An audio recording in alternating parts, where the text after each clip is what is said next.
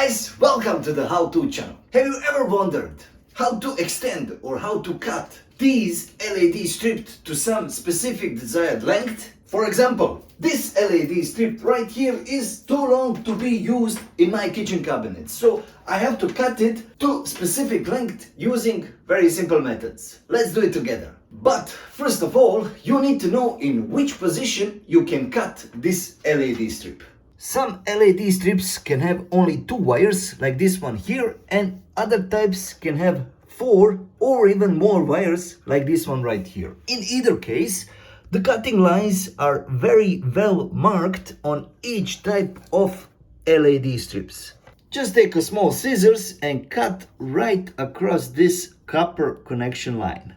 Make sure that these copper connectors stay intact as much as possible. Nice. Remove this rubber cover from one side to expose the circuits.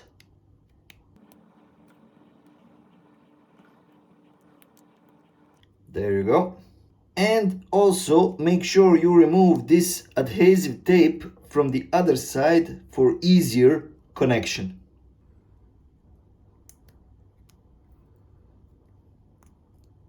Now, in order to connect these two LED strips, we have 2 different options. Now, option number 1 is to use soldering iron and just to connect the circuits one to another. But option number 2 is to use this simple LED strip connector. As you can see, it's very small and actually it's very simple to use it. If you're going to use a soldering iron, make sure that your copper connections stay separated.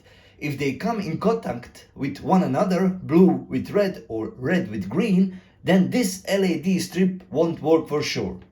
As you can see here in my example, this first one was a success, but you see the fourth and the third one are not so beautiful, so I will need to redo that. But you can see right here, after a little bit of practice with that soldering iron, you can get those connections to be pretty good. As you can see, this can work with the soldering iron, but it is not a straightforward, easy way. That's why I recommend to do this only if you don't have a LED strip connector. If you are going to use this LED strip connector, make sure that these copper connections on LED strip are properly aligned with these small metal connections in the connector. So basically, of course, you need to turn this LED strip around so that the copper connector has good connection here, and just put your cable here inside like this, nice, and close it. Now for the other side, use another cable, and of course do not make a mistake that one side is turned to the back and the other side is turned to the front. So basically always the same side, and repeat the procedure of putting the cable in the connector